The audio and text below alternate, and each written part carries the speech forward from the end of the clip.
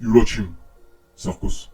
Bienvenue dans ce nouveau podcast où aujourd'hui je vais vous parler de quelque chose qui est très important dans la vie de tout le monde. Personne n'en parle dans la red pill. Je vais vous parler des couilles. Les couilles, ouais, il faut avoir des couilles. Parce qu'en fait, tout ce que tu fais, c'est une question de couilles. T'as envie de le faire, t'as pas envie de le faire, c'est un choix. La vérité. Pourquoi je vais vous faire une vidéo où je vais vous parler des couilles? Quand vous voulez débuter dans une action, ou quand vous voulez réagir de manière sous pression, vous avez deux réactions possibles.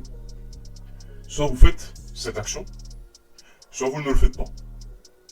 Quand vous ne le faites pas, généralement les gens, quand ils le font, pardon, ils trouvent des excuses. Ah, je peux pas, j'ai pas le temps, j'ai peur, j'ai trop peur, je me sens pas prêt, ah, je ferai ça demain. Puis finalement, ils le feront jamais en fait. Ils feront jamais ce qu'ils ont dit. Et puis t'as ceux qui, malgré la pression, ils agissent pas et ils laissent passer des opportunités. Et plus tard, quand ils voient que tu avais des super bonnes opportunités, que ce soit avec les filles, les entretiens d'embauche, les propositions de pistons, les potes qui te font participer à des événements, qui t'invitent pour que tu puisses avoir accès à quelque chose qui va te tirer vers le haut. Et quand ils se rendent compte de tout cela, plus tard, quand ils avaient tout refusé parce que j'ai pas le temps, et ben ils vont chialer. Ils vont chialer. Et c'est un truc que j'ai pris conscience cette année. Je vais pas dire j'ai perdu beaucoup d'opportunités, je vais vous dire la vérité. Je vais vous dire la vérité. Je vous le dis sérieusement. J'ai perdu beaucoup d'opportunités. Que ce soit avec les filles, que ce soit des propositions d'événements, de rencontres, des trucs comme ça. J'ai loupé beaucoup de ces opportunités. Et maintenant que j'ai fait les actions pour reavoir ce que je voulais, et que maintenant je fais en sorte de provoquer les opportunités, et quand mes potes me proposent une opportunité, je vais direct dessus. Là, récemment, j'ai une copine. Je vous l'ai dit, j'ai déjà une copine super cool. Franchement, ma meuf, si je l'ai choisie, c'est pas pour rien. Mais cette meuf-là, je l'ai mis à l'épreuve. Pas dans le sens où je la fais galérer, non. Je lui ai fait des tests avant de me mettre en couple avec elle. Et j'ai constaté que c'était une fille bien. Du coup, j'ai pris mes couilles. J'ai vu le potentiel de cette fille, qui était super cool, qui était gentille, qui est maintenant devenue ma meuf. Mais avant que ça devienne ma meuf, j'ai dû avoir les couilles pour aller la voir, chose que je n'étais pas capable de le faire avant. Passer un date, c'était un truc insurmontable. C'était quelque chose de waouh. Tu vois, maintenant je le fais sans problème. J'ai passé un date. Premier date, ça va, on a bien rigolé.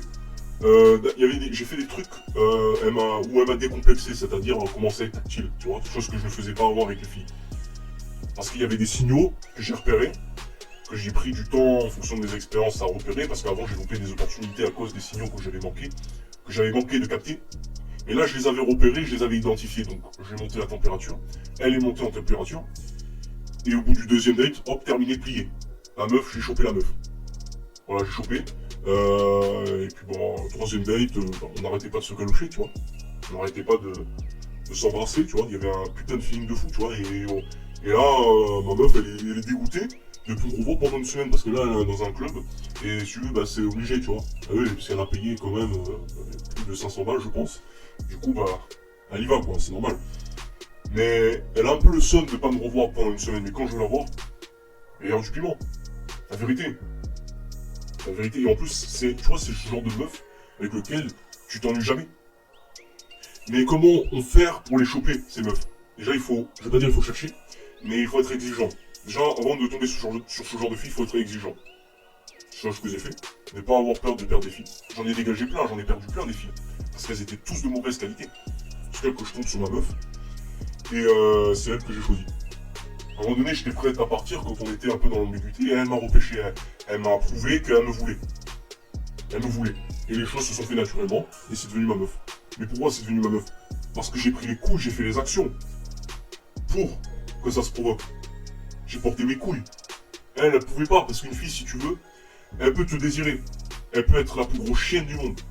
Bon, je l'ai mis en mode chienne, tu vois, parce que Et il y avait beaucoup de tensions sexuelles et elle me voulait grave, tu vois. À un moment donné, je lui touchais un peu les fessiers et un peu les seins. Elle me touchait les pectoraux, les abdos, tu vois. Ouais, ça allait jusqu'à là, tu vois. Et, euh, et avant d'avoir tout ça, bah, j'ai dû forcément me décomplexer, de briser mes barrières, mes croyances limitantes. Parce qu'avant, j'avais beaucoup de croyances limitantes avec les filles, et du coup, j'avais pas les couilles. J'avais pas les couilles d'aller les séduire. Là, maintenant, j'ai pris mes couilles et j'ai réussi à la séduire. Voilà. En fait, c'est une affaire de couilles. Il y a beaucoup de filles qui ne seront pas intéressées, certes. Mais quand il y a une fille intéressée, si tu la chopes pas, c'est de ta faute. Pourquoi? Parce que t'as pas eu les couilles. T'as pas eu les couilles d'aller lui parler. T'as pas eu les couilles. Tu t'es comporté comme un ami, en espérant que par magie ça va se faire. Or que la meuf, elle attendait qu'une seule chose, c'est que tu la baises, et c'est que tu l'embrasses, et que tu lui touches. C'est ce qu'elle voulait. Et t'as pas eu les couilles, donc la meuf, qui n'a pas confiance en soi, parce que la majorité des meufs n'ont pas confiance en elle, elle s'est dit, putain, le mec, il me veut pas. Donc, elle est passée à autre chose. Elle a eu très mal, hein. Des fois, ça dure en quelques semaines, hein. Elle n'arrive pas, hein. Elle s'en remet pas, tu vois. Et à un moment donné, ça la gave, et voilà. Et quand tu t'es rendu compte de l'opportunité que t'as loupé, que tu reviens, elle va se dire, hey, t'es qui? Qui? T'as pas eu les couilles. T'as pas de couilles. Elle va dire, t'as pas de couilles. Elle va t'en vouloir de ne pas avoir eu les couilles d'aller l'embrasser. Vérité, c'est du vécu. Je vous parle de ça, c'est du vécu. C'est du vécu. J'ai fait souffrir, hein, cette meuf. Hein. Pourquoi? Parce que j'étais indécis. J'étais trop indécis. En fait, j'étais tellement timide, une timidité maladive que si tu veux. La meuf, elle me faisait du rentre dedans, elle me faisait des massages et tout, je rigole pas. Elle me voulait. Il y avait tous les signaux au monde que je disais non, c'est pas vrai, elle me veut pas, c'est des conneries. Alors qu'elle me voulait. J'ai loupé cette opportunité. Mais maintenant, ça, c'est fini tout ça, parce que j'ai réussi à détruire mes croyances limitantes. Et je suis content d'être en couple avec ma meuf, tu vois. Parce qu'elle, elle m'a mérité, et moi, je l'ai mérité, tu vois. La meuf, elle me voit comme le prix. Elle me voit comme l'alpha. Elle me voit comme l'alpha. Quand je lui propose des trucs, bon, des fois où elle aussi elle propose, hein, je suis pas un dictateur, je lui laisse le choix parfois, mais elle me laisse le leadership, elle me laisse la guider, et elle aime ça, elle adore ça. Elle est féminine avec moi, en plus elle est jolie, elle me plaît physiquement. Donc voilà, il y a tout en fait. Bien sûr, ces filles-là sont rares, une fille intéressante, qui est cultivée, intelligente, ouverte d'esprit, qui n'est pas égocentrée, qui est belle, jolie, féminine, et qui est soumise, en plus. Alors soumise à son mec. Genre moi, elle est soumise à moi. Pourquoi? Je dis qu'elle est soumise parce que elle bénéficie de ma protection. S'il y a un truc qui lui arrive, moi je vais la protéger. C'est un truc de gentleman. Mais les gars, si vous avez une meuf, protégez-la. Parce que quelqu'un qui ne protège pas sa meuf, c'est un PD. C'est pas un homme, c'est un PD. Alors je dis pas qu'il faut faire le chevalier blanc. Hein, moi je fais pas le chevalier blanc. Des fois je dis à ma meuf, bon écoute, t'as fait ça me plaît pas. La meuf elle s'excuse, et elle essaye de faire des efforts. Et elle a fait des efforts. Elle a fait des efforts. Quand j'ai dit, voilà, moi j'aime pas ça, j'ai posé mon cadre, direct. Pas en mode dictature, mais moi j'ai dit ce que j'aimais et ce que j'aimais pas. Les comportements que j'acceptais, les comportements que j'accepte pas. Alors moi je suis pas un dictateur, je suis pas un parent. Voilà, moi je suis pas... Mais je pose des limites pour éviter des manques de respect. Toujours. Parce que les gens, la plupart des mecs n'ont pas les couilles de poser un cadre, de poser des barrières, par peur de la perdre. La vérité, j'en ai perdu beaucoup, hein. Mais aucun regret, c'était toutes des putes. Toutes les filles que j'ai perdues à cause du cadre que j'ai posé, quand j'ai dit les termes que j'ai parlé français, elles sont toutes barrées. Bah ok, pas de problème, casse-toi. Mais ma meuf est restée. Elle était en accord avec mes valeurs, puisque elle aussi, ça fait partie de mes valeurs. Elle aussi, elle a des valeurs similaires aux miennes. C'est pourquoi on s'est facilement assimilé. Et voilà, petite parenthèse sur ma meuf, au passage, hein. Petit bisou. Et en fait, aussi, j'ai aussi une autre opportunité. J'ai un pote que je connais depuis longtemps. Il m'a dit, il sait très bien que je suis passionné de musculation. Et il m'a dit, moi, je suis dans une entreprise de nutrition et de sport qui consiste à aider les gens et à les coacher, à les guider. Et je touche des revenus passifs grâce à ça. Je touche de l'argent.